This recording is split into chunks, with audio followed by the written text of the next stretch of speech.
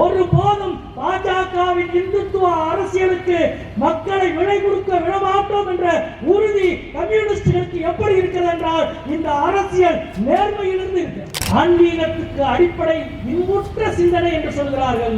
இன்புற்ற சிந்தனை அல்ல, இந்துத்துவ சிந்தனை தான் இவர்கள் இந்துக்கும் இஸ்லாமியருக்குமான பிரச்சனையாக மாற்றுகிறார்கள். கிடையவே கிடையாது. இது இந்துக்களுக்கும் இஸ்லாமியர்களுக்குமான பிரச்சனை அல்ல, மதவெறியர்களுக்கும் சமயச்சார்பற்ற அரசியல்வாதிகளுக்கும் நடுவிலே நடக்கிற பிரச்சனை. மரியாதைக்குரிய எம்ஜிஆரின் அரசு சொன்ன முடிவுக்கு எதிராக நீங்கள் செயல்பட்டால் அதிமுக எம்ஜிஆரின் விசுவாசி அல்ல, மோடி அமித்ஷாவின் விசுவாசி எடப்பாடி என்று மக்கள் உங்களை காரி உமிழ்வார்கள். தேர்தலில் பிரச்சாரம் செய்யக்கூடாது என்று தடை விதிக்கப்பட்ட அளவுக்கு வெறுப்பை உமிழ்ந்த அனுராக் தாக்கூரையும் தேஜஸ்வி சூர்யாவையும் திருப்பரங்குன்றம் பிரச்சனையை வைத்து நாடாளுமன்றத்தில் பாஜக பேசுகிறது என்றால் பாஜகவின் நோக்கம் வெறுப்பும் பகைமையும் மோதலும் வன்முறையும் தான்.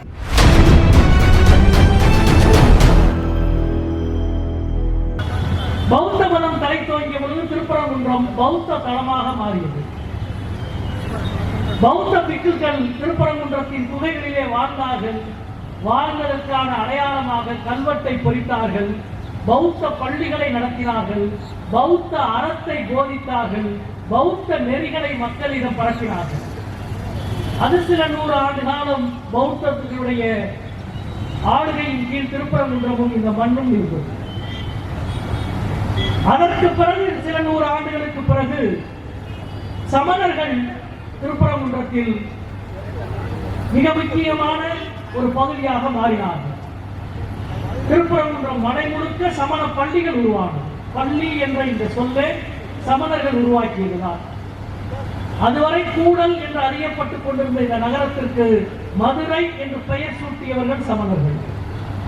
அழகர் கோவிலுக்கு பக்கத்திலே இருக்கிற கல்வெட்டில் மதுரை என்ற சமண பள்ளி கல்வெட்டு சொல்லுகிறது.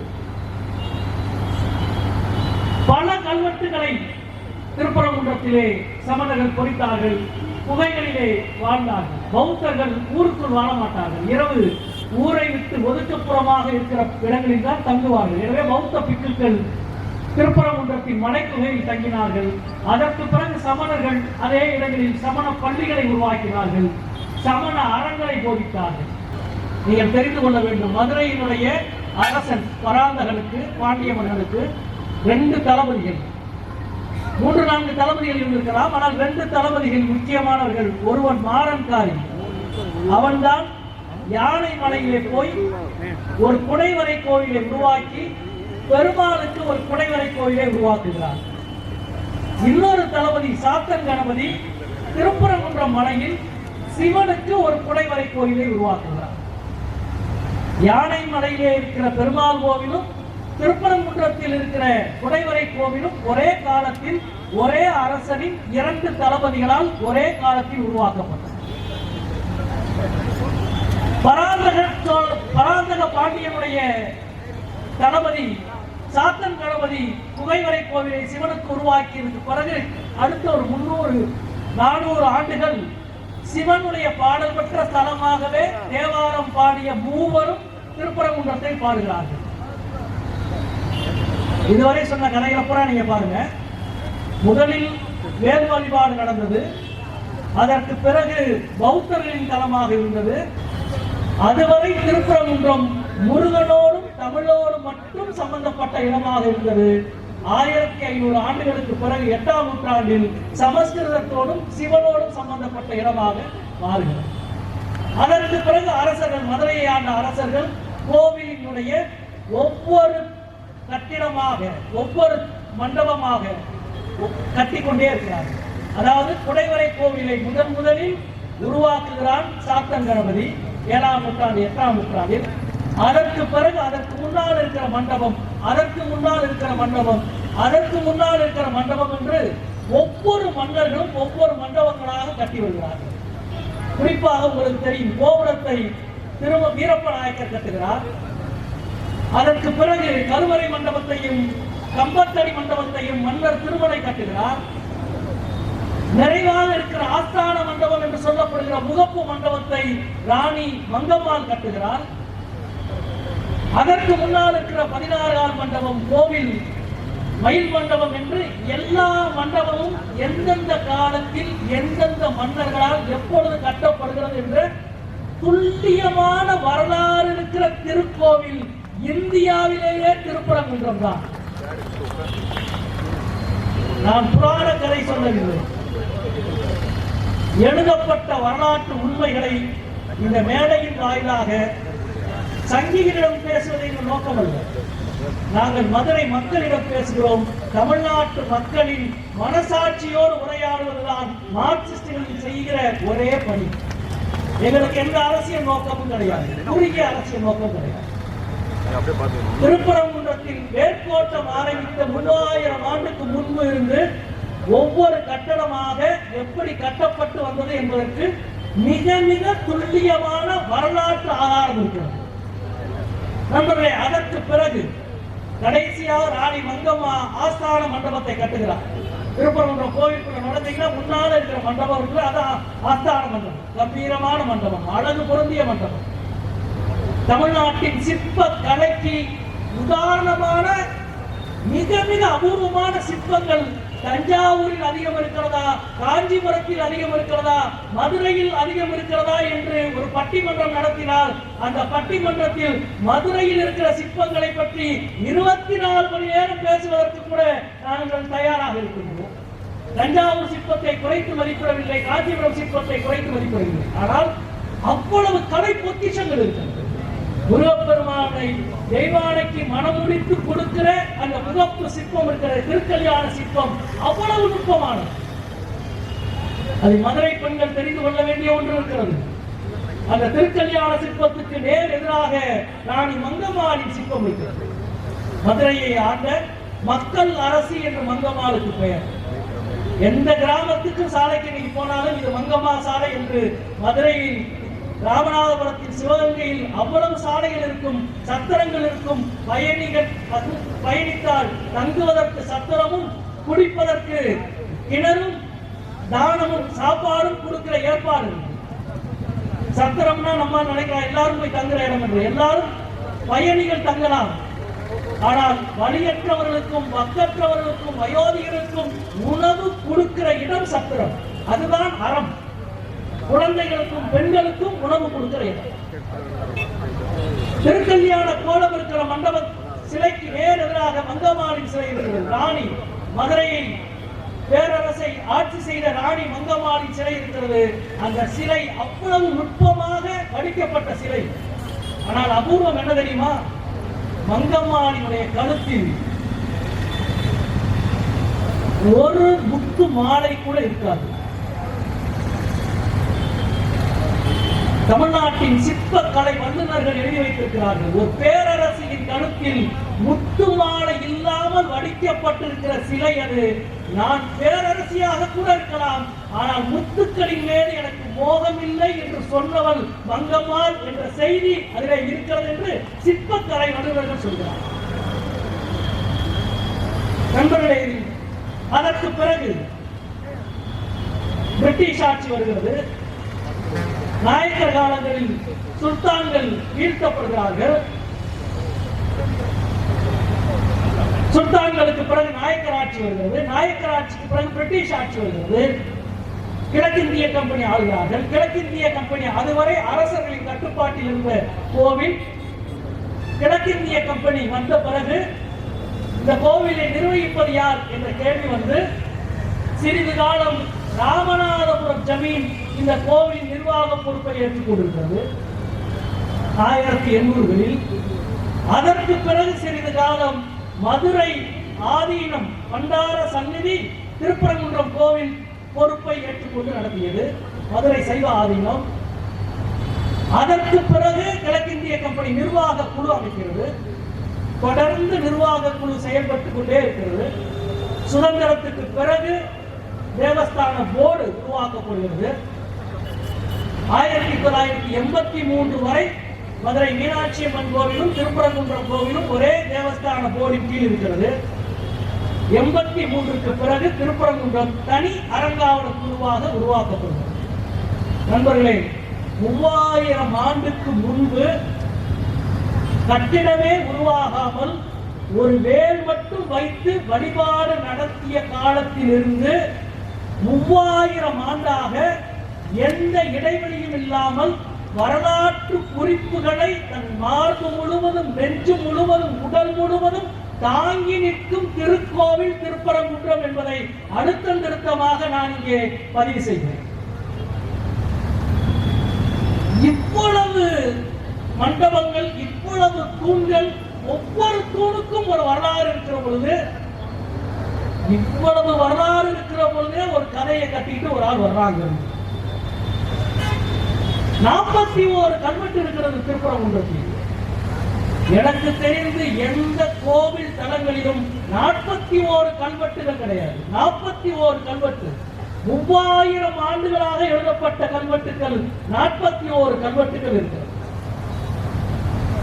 நீங்க என்ன வேணாலும், எந்த கோவில், எந்த மண்டபம், எதுக்கும் தெளிவான வரலாற்று குறிப்பு ஆவணம் இருக்கு. நீங்க எந்த கேள்வி கேட்டாலும் அதுக்கு பதில் இருக்கு. இது வரலாறு சார்ந்த விஷயம். இன்னொரு பக்கம் மரபு, பழக்க வழக்கம் சார்ந்த விஷயம். அது என்ன என்று கேட்டால், ஒவ்வொரு சமூகமும் எந்தெந்த பூஜை செய்ய வேண்டும், கோவிலினுடைய பணியை எந்தெந்த சமூகம் எவ்வளவு செய்ய வேண்டும், என்ன பணியை செய்ய வேண்டும், அவர்களுக்கு என்ன நிலம், அவர்களுக்கு மானியம் என்ன என்ற ஒரு முழுமையான கட்டுக்கோப்பு பல 100 ஆண்டாக, பல 1000 ஆண்டாக அங்கே இருக்கிறது. அதிலும் எந்த குழப்பமும் இல்லை. நண்பர்களே, அதாவது 3000 ஆண்டாக இந்த கோவிலினுடைய நிர்வாகம், கோவிலினுடைய வழிபாட்டு முறை, அதற்கு சமூகங்களுக்கான பங்களிப்பு என்பது மிக தெளிவாக ஒரு முழு ஸ்ட்ரக்சர், முழு கட்டமைப்பு இருக்கிறது. மீனாட்சி அம்மன் கோவிலில் அந்த கட்டமைப்பு ஒரு 70 ஆண்டுக்கு முன்பு மாற்றப்பட்டுள்ளது. ஆலய நுழைவு போராட்டம் நடந்ததை ஒட்டி மீனாட்சி அம்மன் கோவிலினுடைய சமூக கட்டமைப்புகளில் நிறைய விஷயங்கள் நடந்ததை நீங்கள் பார்த்திருக்கீர்கள். திருப்பரங்குன்றம் கோவிலில் அந்த மாற்றங்களோ குழப்பங்களோ கூட ஏற்படவில்லை. தெளிவான கட்டமைப்பு என்பது இல்லை. நீங்க திருப்பரங்குன்றம் கோவில்ல எங்க தீபம் போடணும், முருகனுக்கு தீபத்துக்கு திரி எதிலிருந்து எடுக்கணும், எதுக்கு நெய், என்ன நெய் ஊத்தணும் அப்படின்ற உட்பட எழுதி வச்சிருக்காங்க. தாமரை உருக்கி நூல் எடுத்து தனிப்பசுவின் நெய்யுருக்கி தூண்டா விளக்கரியில் சுப்பையா சந்நிதியில் என்று எழுதிக்கலாம். நூலை எந்த தாமரையிலிருந்து நூலை எடுக்கணும், அந்த நூலுக்கு என்னைக்கு திரி போடுறதுக்கு என்ன ஊத்தணும்ல, அந்த நெய்யை எங்க எடுக்கணும்னா பசு மடத்துல இருந்து நெய்யை வாங்கிட்டு வரக்கூடாது. பல மாட்டு பாலிலிருந்து உருவாக்கிய நெய்யை பயன்படுத்தக்கூடாது. தனி பசுவின் நெய்யுருக்கி, தனி பசு. திருப்பரங்குன்றம் கோவில் சந்நிதியில் விளக்கேற்றுவதற்கென்று நெய்யுக்கு ஒரு பசு நேர்ந்து விடப்பட்டு தனி பசுவின் நெய்யுருக்கி அதில் தூண்டா விளக்கறியும் சுப்பையா சந்நிதியில் நிகழ்வு. நம்மளுடைய கோவில், கட்டடம், மரபு, வழிபாடு எல்லாவற்றுக்கும் மிக மிக தெளிவான பதிவுகள். ஒண்ணு சாதாரண விஷயம் கிடையாது. தமிழ் சமூகத்தினுடைய மிக மிக முக்கியமான வரலாற்று உணர்வினுடைய வெளிப்பாடாக திருப்பரங்குன்றம். கார்த்திகைக்கு வழிபடுவது இன்னைக்கு நேற்றைக்கு கிடையாது. தமிழகத்தினுடைய, தமிழருடைய அறிவு மரபில் கார்த்திகைக்கு மிக மிக முக்கியமானது இருக்கிறது. கார்த்திகை என்பது ஒரு நட்சத்திர கூட்டம். அந்த நட்சத்திர கூட்டத்தில் 6 நட்சத்திரங்கள் பெரிய நட்சத்திரம். அந்த 6 நட்சத்திர கூட்டத்தோடு நிலவு இருக்கிற காலம் கார்காலம், மழைக்காலம். அந்த 6 நட்சத்திர கூட்டத்தோடு சூரியன் இருக்கிற காலம் கோடை காலம், வெயில் காலம். மழைக்காலம், வெயில் காலம் என்பதை சூரியனையும் நிலவையும் வைத்து நாம் கணித்ததாக பலர் நினைக்கிறார்கள். சூரியனையும் நிலவையும் வைத்து கணிக்கப்பட்டதல்ல. கார்த்திகை நட்சத்திர கூட்டத்தோடு நிலவு நேரடியாக இருந்தால் அது கார்காலம், கார்த்திகை நட்சத்திர கூட்டத்தோடு சூரியன் நேரடியாக இருந்தால் அது கோடை காலம். மலையில் இருந்த மக்கள் வானியல் அறிவை அவ்வளவு நுட்பமாக புரிந்து உருவாக்கினார்கள். எனவே தான் மலை மகன் முருகனை கார்த்திகை நட்சத்திரத்தோடு ஒப்பிடுகிற, புரிந்து கொள்ளுகிற, வழிபடுகிற மரபு இங்கே உருவானது. நம்முடைய மாதங்கள், மாதத்தின் துவக்கம் இன்னைக்கு 1ஆம் தேதி ஆரம்பிக்கிறோம். அது பிரிட்டிஷ் காலண்டர்.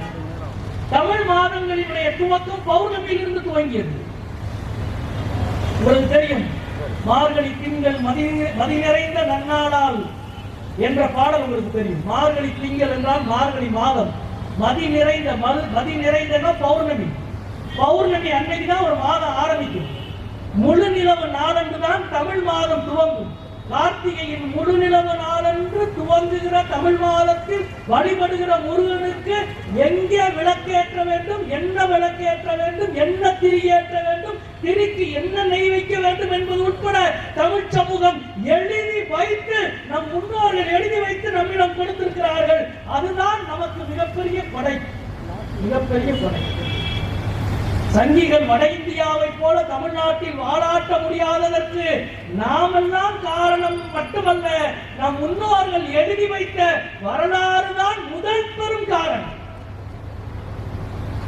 இவ்வளவு தெளிவாக இருக்கும் பொழுதே இவர்கள் இவ்வளவு தெளிவான வரலாற்றை கொண்ட ஒரு நகரத்தில் சுதந்திரத்திற்கு பிறகு முதலில் பிரச்சனையை எப்பொழுது உருவாக்குகிறார்கள்? 1992 ஆண்டு பாபர் மசூதி இடிக்கப்பட்டது பாஜக, RSS, VHP கும்பலால். அந்த ஆண்டு இந்து முன்னணியின் தலைவர் ராமகோபாலன் திருப்பரங்குன்றம் மலை உச்சியில் தர்கா அருகில் இருக்கிற தூணிலே தீபம் ஏற்ற வேண்டும் என்று பிரச்சனையை கிளப்புகிறார். திருப்பரங்குன்றத்தில் போராட்டத்தை அறிவிக்கிறார். இந்த அரங்கத்தில் பல தோழர்கள் இருக்கிறோம், நான் உள்பட. அன்றைக்கு எங்கள் கட்சியினுடைய செயலாளராக தோழர் கே. கந்தசாமி அவர்கள் திருப்பரங்குன்றத்தில் இருந்தார். எங்கள் முன்னாள் மாவட்ட செயலாளர் தோழர் சி. ராமகிருஷ்ணன் அவர்கள், இன்றைக்கு புறநகர் மாவட்ட செயலாளராக இருக்கிற தோழர் கே. ராஜேந்திரன் அவர்கள், பல தோழர்கள். சங்கிகள் இந்து முன்னணி திருப்பரங்குன்றத்தில் ஒரு மத கலவரத்தை, மத பிரச்சனையை உருவாக்கிய பொழுது 92 10 ஆண்டு காலம் எந்த சமரசமும் செய்யாமல் சங்கிகளுக்கு எதிராக மகத்தான மக்கள் இயக்கத்தை கட்டி எழுப்பிய கட்சி மார்க்சிஸ்ட் கம்யூனிஸ்ட் கட்சி என்பதை இந்த நேரத்தில் நான் பதிவு செய்ய கடமைப்பட்டிருக்கிறேன். நாங்கள் மட்டுமல்ல, மொத்த திருப்பரங்குன்ற மக்களும் எங்களோடு இருந்தார்கள். தவத்திரு குன்றக்குடி அடிகளார், இப்பொழுது இருக்கிற பொன்னம்பலசாமி அல்ல, இவருக்கு முன்னாடி இருந்த தவத்திரு குன்றக்குடி அடிகளார் இதே போன்ற ஒரு உண்ணாவிரதத்தை திருப்பரங்குன்றத்தில் நாங்கள் நடத்தினோம். உண்ணாவிரதத்தை தவத்திரு குன்றக்குடி அடிகளார் வந்து துவக்கி வைத்தார். துவக்கும் பொழுது சொன்னார், இது கம்யூனிஸ்டுகள் நடத்துற உண்ணாவிரதம் இல்ல, பட்டையும் கொட்டையும் போட்டுக்கிற ஒருவனை விடாத எல்லாமா இது நாம நடத்த வேண்டிய உண்ணாவிரதம் என்று சொன்னார் குன்றக்குடி அடிகளார். ஏனென்றால் மீனாட்சிபுரத்தில் மண்டைக்காட்டில் எவ்வளவு பெரிய கொடூர விலையை தமிழர்களுக்கு ஏற்படுத்தி விட்டார்கள் இவர்கள். எனவே அதை போல நிகழ்ந்துவிடக் கூடாது என்று அந்த உண்ணாவிரதம் 10 ஆண்டு 14 ஆண்டு 2007-8 தான் அந்த உண்ணாவிரதத்தின் பொழுது அது அந்த பெரிய போராட்டத்தினால் ஏற்பட்ட பிரச்சனைகள், வழக்குகள் எல்லாம் 15 ஆண்டுகள் நடந்து 2007-8 ஆண்டு முடிந்தது.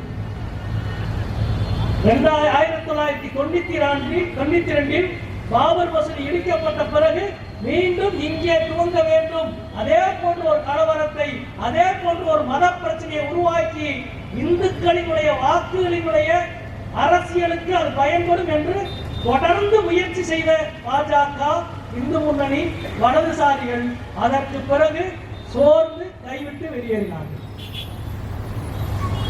இது முடிந்தது. இது முதல் பார்ட். செகண்ட் பார்ட் ஒன்று இப்ப ஆரம்பிச்சிருக்கு. இந்த செகண்ட் பார்ட் எங்க ஆரம்பிக்குதுன்னா 2019 ஆண்டு பாபர் மசூதி ராம ஜென்ம பூமி வழக்கில் உச்ச நீதிமன்றத்தினுடைய சிறப்பு அமர்வு கொடுத்த தீர்ப்புக்கு பிறகு ஆரம்பிக்கிறது. பாபர் மசூதி ராம ஜென்ம பூமி வழக்கில் உச்ச நீதிமன்றம் தீர்ப்பு கொடுத்ததற்கு பிறகு இந்தியா முழுக்க 2019 பிறகு கடந்த 5 ஆண்டுகளில் பல வழிபாட்டு தலங்கள் சார்ந்த பிரச்சனை நீதிமன்றத்தில் எழுப்பப்படுகிறது. குறிப்பாக நண்பர்களே, போன 2024-25 மட்டும் 18 வழக்குகள் பதிவு செய்யப்பட்டது. இந்த 5 ஆண்டுகளில் 30 வழக்குகள் இந்தியாவின் பல மாநிலங்களில் பதிவு செய்யப்பட்டது. இந்த வழக்குகள் எல்லாம் ஏற்கனவே ஒரே பேட்டர்ன், ஒரே மாதிரி. நான் சொல்லல, எல்லா பத்திரிகையிலும் எழுதிய விஷயங்கள் தான். உத்தரப்பிரதேசத்தில் சம்பந்த ஒரு இடம், ஏஎஸ்ஐ இந்திய தொல்லியல் துறை கட்டுப்பாட்டில் இருக்கு. திடீரென்று ஒருவர் கிளம்பி போறார். அந்த மசூதி, சம்பல்ல இருக்கிற மசூதி இந்திய தொல்லியல் துறை கட்டுப்பாட்டில் இருக்கிற மசூதி. அந்த மசூதி கீழே ஹரிஹரர் கோயில் இருக்கு. அந்த கோயிலை எடுத்துட்டு தான் மசூதி கட்டப்பட்டது என்று வழக்கு கொடுக்கிறார். உடனே நீதிமன்றம் தீர்ப்பு கொடுக்குது, உத்தரவு போடுது. அப்படின்னா அந்த மசூதி வளாகத்தை ஆய்வு செய்து, தோண்டி ஆய்வு செய்து அறிக்கை கொடுங்கன்னு போடுது. அங்கே போய் தோண்டுகிறார்கள், பிரச்சனை உருவாகிறது, மத கலவரம் உருவாகிறது, மோதல் உருவாகிறது, 5 பேர் கொல்லப்படுகிறார்கள். பெரும் பதட்டம், இன்றைக்கு வரை பதட்டம் இருக்கிறது. இன்னும் பல மாதங்கள் பதட்டத்தை சங்கிகள் அங்கே தக்க வைப்பார்கள்.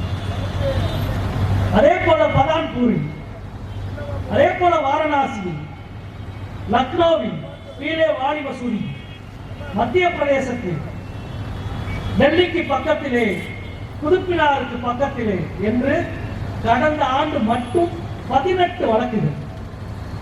ஒரே மாதிரி ஒரு வழிபாட்டுத்தலம் இருக்கும், அது சார்ந்து ஒரு கதை, இது எங்கள் நம்பிக்கை என்ற அடிப்படையில் ஒரு வழக்கு கொடுக்கப்பட்டு அந்த நம்பிக்கைக்கான சட்ட வடிவத்தை நீதிமன்றத்தின் மூலம் பெற்றுவிட்டு, சட்ட வடிவத்தை நாங்கள் பெற்றுவிட்டோம், எனவே இதை அமல்படுத்துவோம் என்று களத்திலே வந்து கலவரத்தை உருவாக்கும். இது ஒரே மெத்தட், ஒரே மாடல், ஒரே மாதிரி. இது 2019க்கு பிறகு இந்த இடம்தான் மிக முக்கியமான இடம். நண்பர்களே, சமீபத்தில் இந்த வழக்கு சார்ந்த விஷயங்களை பற்றி திருப்பரங்குன்றம் வழக்கு, தனி நீதிபதியுடைய தீர்ப்பு, அதற்கு பிறகு 2 நீதிபதிகளுடைய விசாரணை, இதையெல்லாம் நான் விரிவாக பேசப் போவதில்லை. அது எல்லாம் நீங்கள் தெரிந்த விஷயங்கள் தான். ஆனால் இந்த தனி நீதிபதி கடந்த அமர்வில் ஒரு கேள்வி கேட்டார். நான் போட்ட உத்தரவை மதுரை மாவட்ட ஆட்சியர், திண்டுக்கல் மாவட்ட ஆட்சியர், கன்னியாகுமரி மாவட்ட ஆட்சியர் 3 பேரும் நிறைவேற்றவில்லை. இவங்க 3 பேரும் சொன்ன காரணம் அல்லது இதை அணுகிய விதம் ஒரே பேட்டர்னா இருக்கு, ஒரே மாடலா இருக்கு. அது எப்படி என்ற கேள்வி இருக்கிறதாக ஊடகத்தில் செய்வது. அது உண்மையா இல்லையா என்பதை அரசு பதில் சொல்லும். ஆனா நமக்கு இருக்கிற சந்தேகம், இந்த ஒரே பேட்டர்ன் இருக்குல்ல, இந்த பேட்டர்ன் இந்தியா முழுக்க சில வழக்குகளில் ஒரே பேட்டர்ன் இருக்கு. அது எப்படி? அதாவது இதுவரைக்கும் சுதந்திர இந்தியாவில் 75 வருஷம் வாழ்ந்தவங்க எல்லாரும் இருக்கிறாங்க. நம்ம எல்லாரும் ஒரு ஊர்ல ஒரு சின்ன பிரச்சனை வரும், அந்த பிரச்சனை கலவரமா மாறும். அந்த கலவரத்தை அடக்க காவல்துறை தலையிடும். காவல்துறை தலையிட்டு அதுக்கு பிறகு அது பெரிய சட்ட ஒழுங்கு பிரச்சனையா மாறும். அதுக்கு பிறகு வழக்குகள் பதிவு செய்யப்படும். அதுக்கு பிறகு நீதிமன்றத்தில் வழக்கு நடந்து நீதிமன்றம் ஒரு தீர்ப்பு கொடுக்கும். இதுதானுங்க உலக வழக்கம், இதுதான உலக வழக்கம். இப்ப அப்படியே தலைகீழா நீதிமன்றம் ஒரு தீர்ப்பு கொடுக்கும். கொடுத்த பிறகு ஒரு பிரச்சனை உருவாகும். பிரச்சனை கலவரம் உருவாகும். கலவரத்தை சட்ட ஒழுங்கா கையாள முடியல, சட்ட ஒழுங்குக்காக காவல்துறை நடவடிக்கை எடுக்கும். நீ ஏன் நடவடிக்கை எடுத்தன்னு நீதிமன்றம் காவல்துறையையும் மாவட்ட ஆட்சியரையும் கேள்வி கேட்கும். அது பிரச்சனையிலிருந்து அதை அமைதிப்படுத்த சட்ட நடவடிக்கை, அது சரியா என்பதை விசாரிக்க நீதிமன்றம், அந்த விசாரணையிலிருந்து தீர்ப்பு என்பது தலைகீழாக மாற்றப்பட்டு தீர்ப்பு உருவாக்குகிற பிரச்சனை. அதுதான் உத்தரப்பிரதேசம், அதுதான் மத்திய பிரதேசம், அதுதான் கர்நாடகா, அதுதான் மணிப்பூர், அதுதான் திருப்பரங்குன்றம். நண்பர்களே, இது மக்களால் உருவாக்கப்பட்ட பிரச்சனைகள். மக்களுக்கு இந்த பிரச்சனைக்கு சம்பந்தம் கிடையாது. மக்கள் அவர்கள் நம்புகிற, வணங்குகிற இறைவனை வணங்கிக் கொண்டிருக்கிறார். நீங்கள் யோசிச்சு பாருங்க, நீதிமன்றம் வந்து மிக மிக முக்கியமாக இந்த பின்னணியில் தான் ஜூலை மாதம் இந்து முன்னணி முருக பக்தர்கள் மாநாடு என்று ஒரு மாநாட்டை நடத்துகிறார். அதிகபட்சம் 4 மாசம் 6 மாசம் ஆகும். ஜூலை மாசம் நடத்துறாங்க. அந்த மாநாட்டின் முதல் தீர்மானம் என்ன தெரியுமா? இன்னைக்கும் இணையதளத்தில் இருக்கு, ஊடகங்கள் இருக்கு, பாருங்க. அந்த மாநாட்டின் முதல் தீர்மானம், திருப்பரங்குன்றம் மலை மேல் இருக்கிற மலை உச்சியில், தர்காக்கரையில் மலை உச்சியில் இந்த ஆண்டு கார்த்திகை தீபம் ஏற்ற வேண்டும். அதுதான் முருக பக்தர் மாநாட்டில், இந்து முன்னணி மாநாட்டில் போடப்பட்ட முதல் தீர்மானம். இந்த ஆண்டு திருப்பரங்குன்றம் மலை உச்சியில் கார்த்திகை தீபத்தை இந்த அறநிலையத்துறை ஏற்ற வேண்டும். நான் கூட அதிகமான வார்த்தை சொல்லல. அதற்கு அவர்கள் ஒரு பொய்யான காரணத்தை சொன்னாங்க. ஏன்னா 94ஆம் ஆண்டு வழக்கிலே நீதிமன்றம் தீர்ப்பு கொடுத்துருச்சு அப்படின்னு ஒரு பொய் வேற. இது முதல் தீர்மானம்.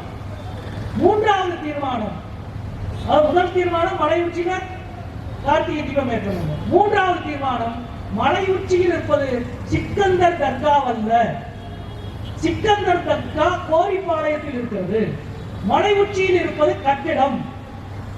இது மூன்றாவது தீர்மானம். இந்த தீர்மானத்தை ஜூலையில ஏற்றிட்டாங்க. சரி, இந்த ஆண்டு கார்த்திகை தீபத்தை என்று தீபம் ஏற்ற வேண்டும் என்று இந்து முன்னணி ஜூலையிலே தீர்மானம் நிறைவேற்றிய பிறகு அவர்கள் நீதிமன்றத்துக்கு போயிருக்கலாம்ல, போகல. 3 மாதம் காத்திருந்தார்கள். ஏன் காத்திருந்தார்கள், யாருக்காக காத்திருந்தார்கள் என்பதில் தான் அரசியல் இருக்கு. சரியாக 1 மாதத்துக்கு முன்பு நவம்பர் 13ஆம் தேதி வழக்கு பதிவு செய்யப்படுகிறது. 20 நாளில் விசாரிக்கப்படுகிறது. டிசம்பர் 1ஆம் தேதி தீர்ப்பு சொல்லப்படுகிறது. ஒரு தனி நீதிபதி ஏற்கனவே 2 நீதிபதிகள் கொடுத்த தீர்ப்புக்கு மாறாக, முரணாக ஒரு தீர்ப்பை வழங்குகிறார். மலை உச்சியில் இருக்கிற தீபத்தூணில் தீபம் ஏற்ற வேண்டும். சரி, இப்பொழுது நமக்கு வருகிற கேள்வி, முக்கியமான கேள்வி, அந்த தீர்ப்பில் தனி நீதிபதி ஜி.ஆர். சுவாமிநாதன், மரியாதைக்குரிய தனி நீதிபதி அவர்கள் வழங்கிய தீர்ப்பில் 39 இடத்தில் தீபத்தூண் என்று குறிப்பிடுகிறார். எத்தனை இடத்துல? 39 இடத்தில் குறிப்பிடுகிறார். மலைக்கு உச்சியில் இருக்கிற தூணை தீபத்தூண், தீபத்தூண் என்று 39 முறை குறிப்பிடுகிறார். நான் முதல்ல சொன்னேன், 3000 வருஷ வரலாறு இருக்கு. எந்த கோவில், எந்த கட்டடம், எந்த தூண் எப்பொழுது கட்டியது என்பதற்கு மிக தெளிவான வரலாறு இருக்கிறது. தீபத்தூண் எது அப்படின்னு ஒரு தூண் இருக்கு. அந்த தூண்ல கல்வெட்டு இருக்கு. ஆண்டவனின் தலைக்கு உச்சியில் நடப்பட்டிருக்கிற தூண் தீபத்தூண் கல்வெட்டிலே இருக்கு. ஆண்டவனின் தலைக்கு உச்சியில் திருப்பரங்குன்றம் கோவில் மூலஸ்தலத்துக்கு நேர் மேலே, தலைக்கு மேலே இருக்கிற கல்லிலே அதுல நீ புண்ணியவான்கள் தீபம் ஏற்ற வேண்டும், இது தீபத்தூண் என்று கல்வெட்டு அடித்து வைத்திருக்கிறார். இவர்கள் இப்படி கல்வெட்டு அடித்து வைத்திருக்கிறதை ரொம்ப முக்கியமான விஷயமே தான், தமிழ்நாட்டினுடைய தொல்லியல் துறை முழுக்க ஆய்வு செய்து 1981ஆம் ஆண்டு ஒரு புத்தகமே போட்டாங்க. இந்த இடத்துல தீபத்தூண் இருக்கு, வரைபடத்தோடு போட்டுக்கிறாங்க. குறிப்பெழுதி மலையில எந்த இடத்துல தீபத்தூண் இருக்கு என்று எழுதப்பட்டு வெளியிடப்பட்ட புத்தகம் இருக்கு. இப்ப இல்ல, 20 வருஷத்துக்கு முன்னாடி தமிழ்நாட்டு அரசினுடைய தொல்லியல் துறை வெளியிட்ட போஸ் அவர்கள் எழுதிய புத்தகம். நம்மளே ரொம்ப தமிழ்நாட்டுக்கு வரலாற்றின் மிக முக்கியமான ஒரு பகுதி என்னன்னா, இவ்வளவு வரலாறு இருக்கிற நிலமாக தமிழ்நாடு இருப்பதால் இவ்வளவு கோவில் இருக்கிற நிலமாகவும் தமிழ்நாடு இருக்கிறது. இன்றைக்கு இந்தியாவிலே மிக அதிக கோயில்கள் இருக்கிற நிலம் தமிழ்நாடு. இந்து அறநிலையத்துறையில் மட்டும் 40,000க்கு மேற்பட்ட கோவில் இருக்கிறது. மற்ற கோவில் எல்லாம் சேர்த்தால் ஏறக்குறைய 1 லட்சம் கோவில்கள் இருக்கிறது. 1 லட்சம் கோவில்கள் இருக்கிற இடத்தில் இந்துத்துவ சக்திகளால் வாழாட்ட முடியவில்லையே என்பதுதான் அவர்களது கவலை. நாங்கள் நாடாளுமன்றத்திலே சொன்னோம், ஆன்மீகம் எது, உங்களின் மதவெறி எது என்பதை பிரித்தறிகிற ஆற்றல் தமிழ்நாட்டின் கடவுள் நம்பிக்கையாளர்கள் அத்தனை பேருக்கும் இருப்பதால் உங்களால் இங்கே வாழாட்ட முடியவில்லை என்று சொன்னார். அதனால் தான் இந்தியாவில் ஒரு மாநிலத்தில் தொல்லியல் துறை உருவாக்கப்பட்டதென்றால் முதலில் உருவாக்கப்பட்ட மாநிலம் தமிழ்நாடு என்பது நம் அனைவரின் பெருமை. அதே போல அனைத்து கோவில்களும் அறநிலையத்துறையின் கீழ் கொண்டு வந்தது சென்னை ராஜதானி மெட்ராஸ் பிரசிடென்சி. அதனால்தான் இன்றைக்கு தமிழ்நாடு, ஆந்திரா, கேரளா, கர்நாடகா, தெலுங்கானா உள்ளிட்ட தென் மாநிலங்களின் கோவில்கள் அனைத்தும் அறங்காவலத்துறையில் இருக்கிறது.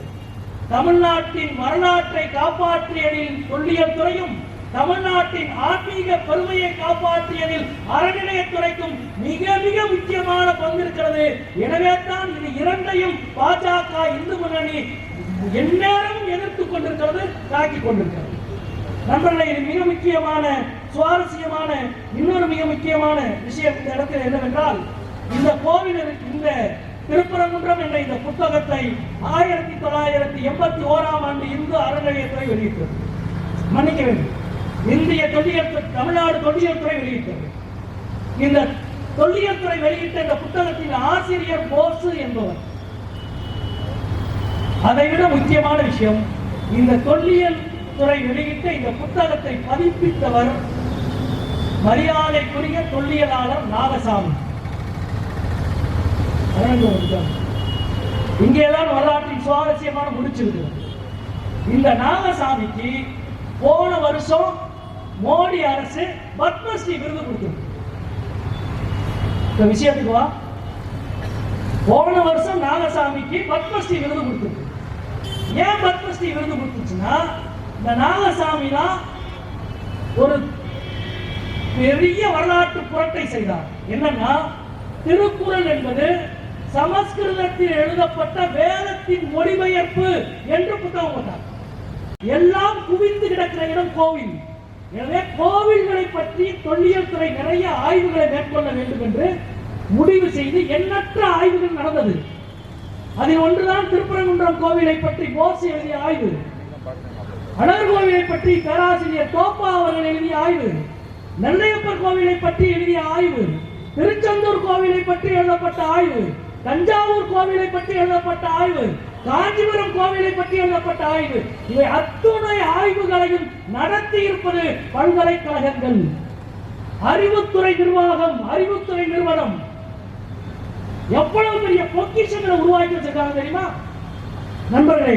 இவ்வளவு பொக்கிஷங்களையும் உருவாக்கி வைத்திருக்கிற இந்த பின்னணியில் தான் இன்றைக்கு இந்த நாகசாமி தான் அதில் எழுதியிருக்கிறார். இவ்வளவு அந்த நாகசாமி பதிப்பித்த அந்த புத்தகத்தில் தான் தீபத்தூண் எது, அங்கே தீபம் ஏற்ற வேண்டும், புண்ணியவான்கள் தீபம் ஏற்ற வேண்டும், அந்த தீபத்துக்கு திரி என்ன, நெய் என்ன என்பது உள்ளிட்ட விஷயங்கள் அதில் தெளிவாக இருக்கிறது. நண்பர்களே, ஒருவர் கேட்கிறார் என்பதற்காக எந்த ஒரு நம்பிக்கையின் பெயரில் ஒரு தீர்ப்பை கொடுப்பதாக இருந்தால் அதற்கு என்ன முடிவு இருக்கிறது?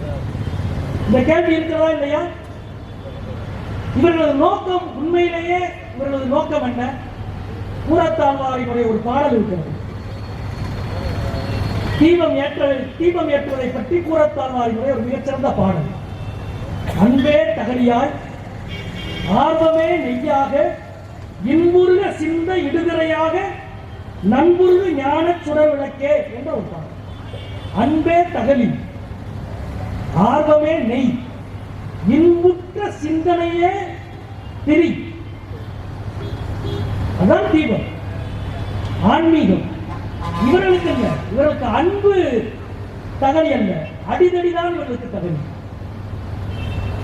ஆபம் அல்ல இவர்களுக்கு, கழகம்தான் இவர்களுக்கு நோக்கம்.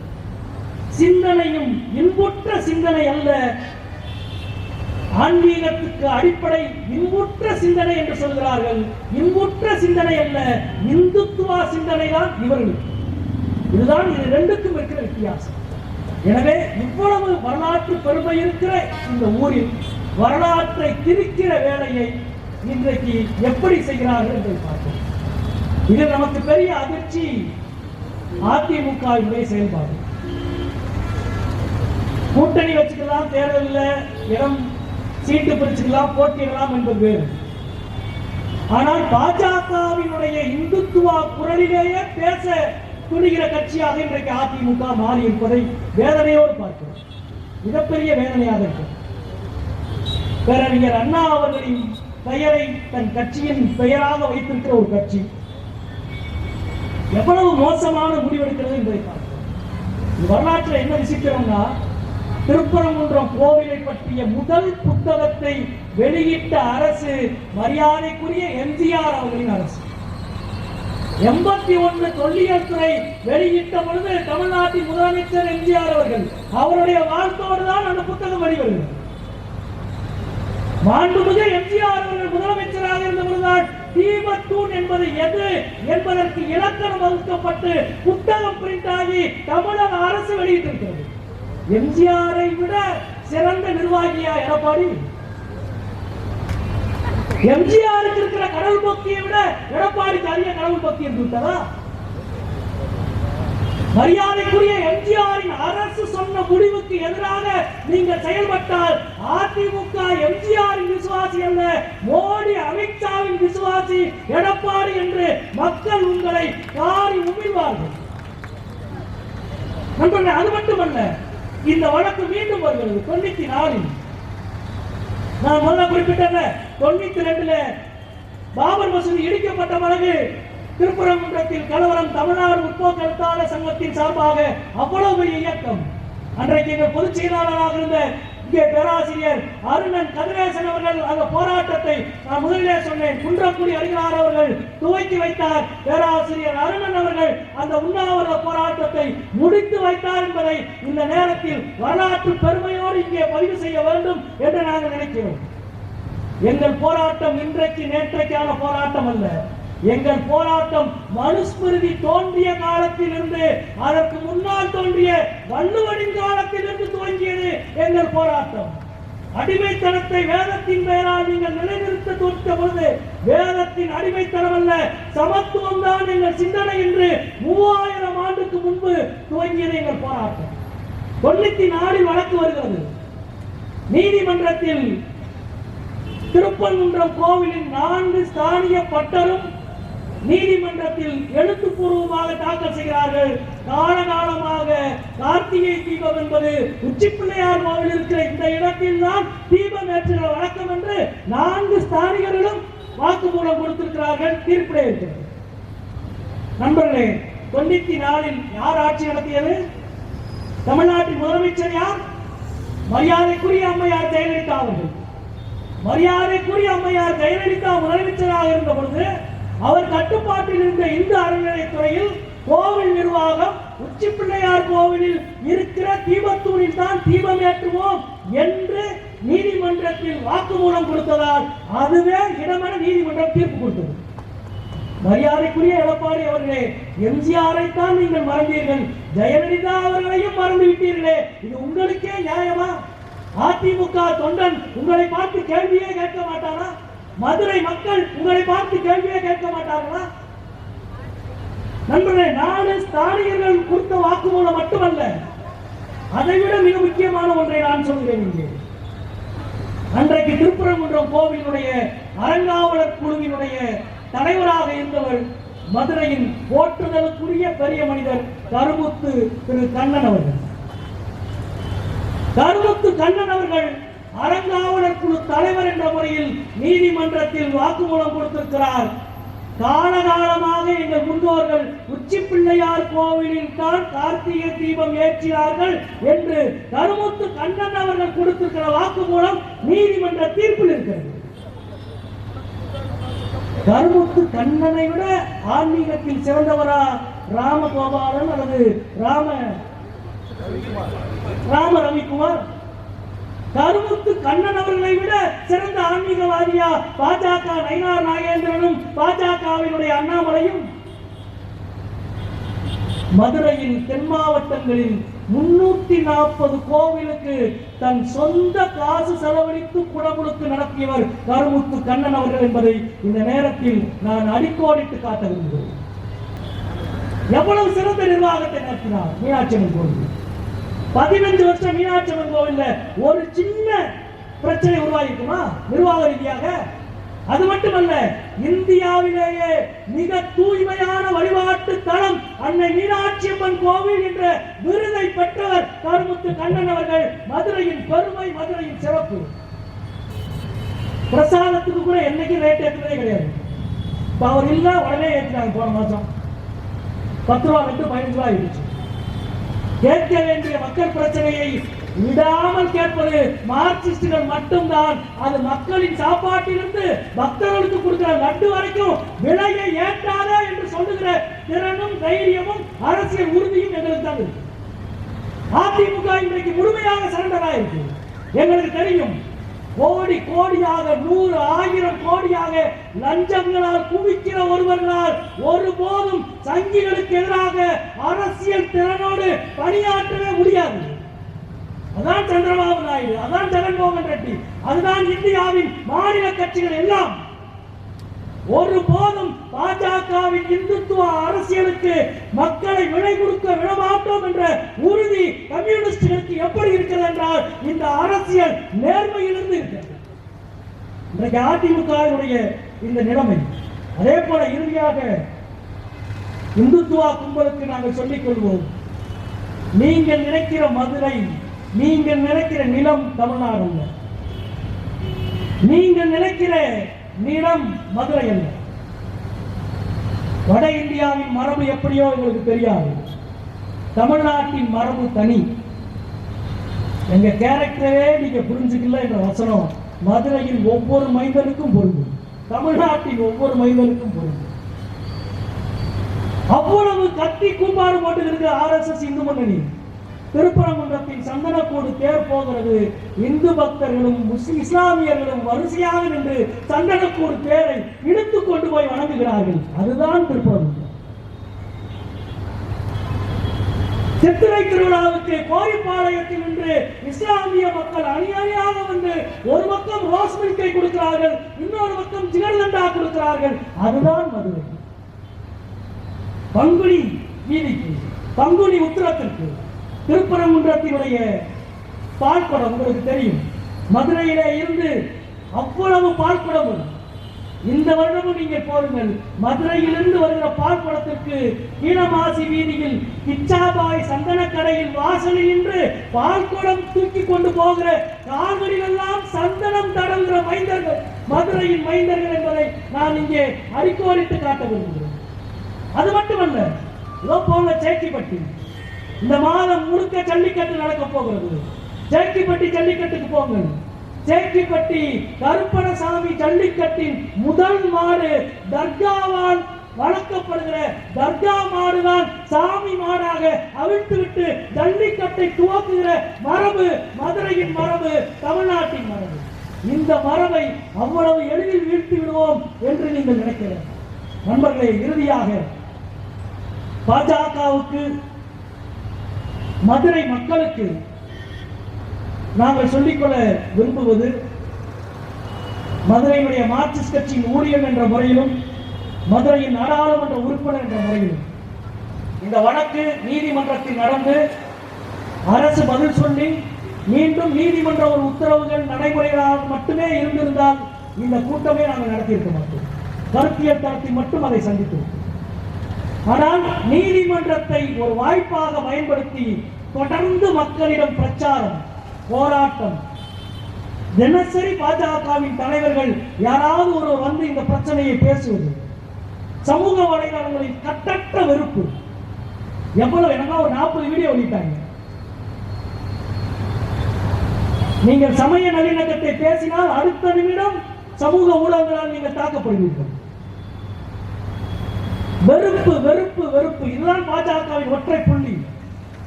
அதற்கு ஒரே முக்கியமான உதாரணத்தை சொல்கிறேன். திருப்பரங்குன்றம் பிரச்சனையை ஒட்டி நாடாளுமன்றத்தில் விவாதம் நடந்தது. விவாதத்தில் நான் பேசினேன். திராவிட முன்னேற்ற கழகத்தின் சார்பில் தென்காசி MP அவர்கள் பேசினார்கள். திமுகவினுடைய மூத்த தலைவர் மரியாதைக்குரிய அண்ணன் TR பாலு அவர்கள் பேசினார்கள். பல நாடாளுமன்ற உறுப்பினர்கள் பேசினோம். அக்கறையோடு பேசினோம். அமைதியை வலியுறுத்தி பேசினோம்.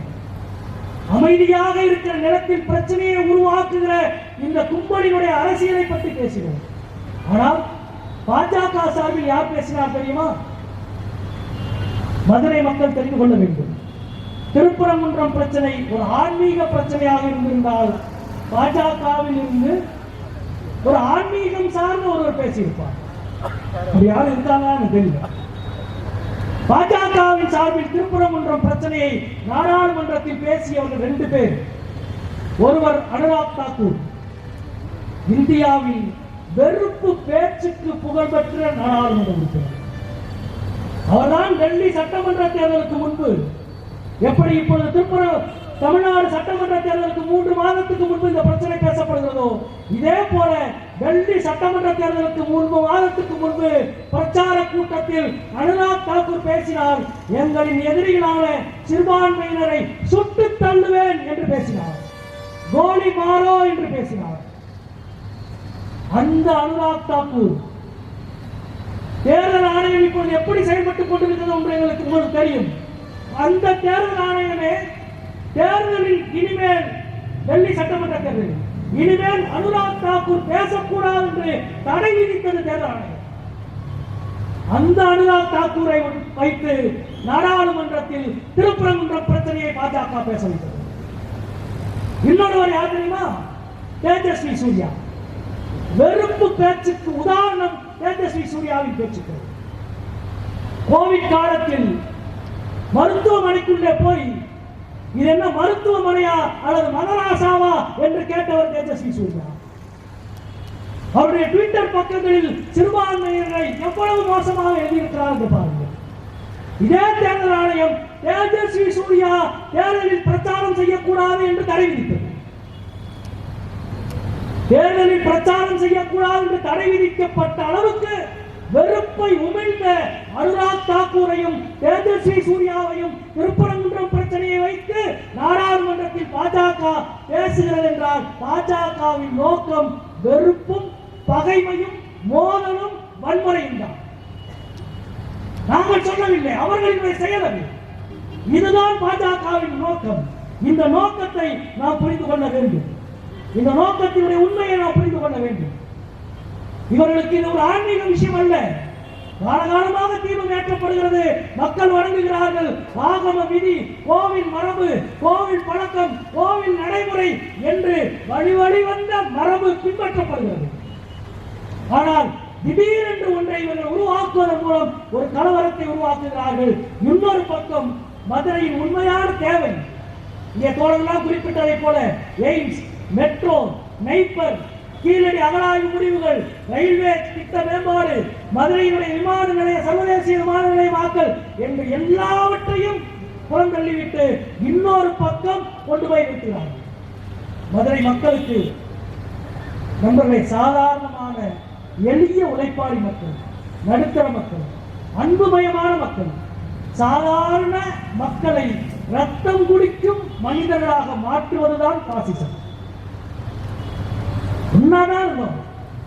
ரம்ஜானுக்கு பிரியாணி வாங்கி கொடுத்து, கிறிஸ்துமஸ்க்கு கேக் வாங்கி சாப்பிட்டு, பொங்கலை நம்முடைய புதூர் சர்ச்சில் பொங்கல் கொண்டாடி எல்லாரும் ஒன்றாக இருந்து இருக்கிற பொழுது இந்த நட்பை, தோழமையிலே அன்பை உருக்கி வெறுப்பை உருவாக்குவதால் பாசிசப்பட்டது.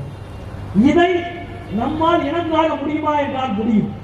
2000 வருடம் இதை போன்ற பல மதவெறி சக்திகளை எதிர்த்து களை கண்டு தன்னை நிலைநிறுத்திய நகரம்தான் மதுரை என்பதுதான் நமது தனித்துவமான முத்திரை. ஆட்சியில உட்கார்ந்தா, நாற்காலியில இருந்தா, நீ சொன்ன தீர்ப்பை நான் ஏற்றுக்குவேன் நினைச்சையா என்று நீ தீர்ப்பை, அந்த நாற்காலியை, அந்த அரண்மனை என்ற ஒட்டுமொத்த தலைநகரத்தையே எரித்த கண்ணகியின் மதுரை இந்த மதுரை என்பதை மறந்துவிடாதீர்கள். நீ இறைவனே ஆனாலும் நீ சொன்னால் தவறு தவறுதான் என்று எந்த முருகனை பாடிய நக்கீரன் பாடிய மதுரை இது. நெற்றிக்கண்ணை திறப்பினும் குற்றம் குற்றமே என்று பேசிய மதுரை இது.